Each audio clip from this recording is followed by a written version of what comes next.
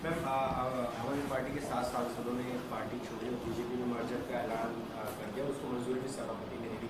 इस पूरे जो घटनाक्रम पार्टी में हुआ है, इसको आप किस तरह से देख रहे हैं, क्या इस पर कहना? जिस प्रकार से कल राज्यसभा के सचिवालय ने मर्जर की घोषणा करी है, ये बिल्कुल साफ साफ गैर कानूनी है और गैर संवैधानिक है। सुप्रीम कोर्ट की कॉन्स्टिट्यूशन बेंच के बिल्कुल स्पष्ट ऑर्डर्स हैं, संविधान में बिल्कुल स्पष्ट तौर पर लिखा है, और ये मुद्दा आम आदमी पार्टी के राज्यसभा सांसद संजय सिंह जी ने राज्यसभा सचिवालय को सूचित भी किया कि संविधान के अनुसार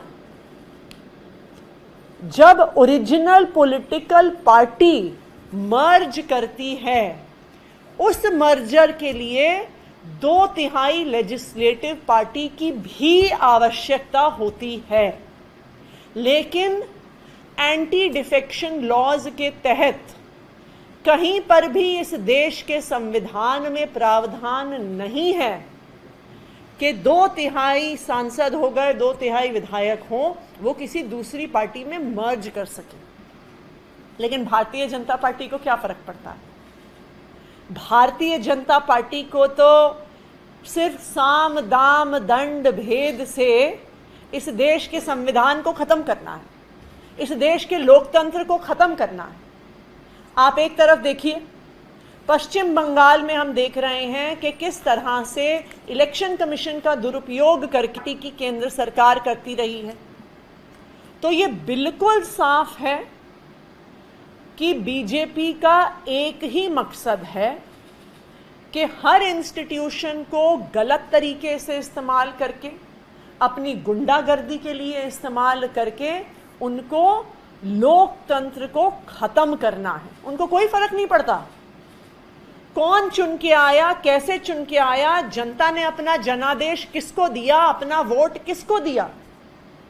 उनको बस तोड़ फोड़ के माध्यम से, खरीद फरोख्त के माध्यम से, साम दाम दंड भेद के माध्यम से बस अपनी सरकार बनानी है और अपनी सरकार चलानी है। लेकिन मैं बीजेपी को बता दूं, मैं प्रधानमंत्री नरेंद्र मोदी जी को भी बता दूं कि दुनिया का इतिहास बताता है कि जितना ज्यादा अत्याचार करोगे उतना बुरा अंत होगा।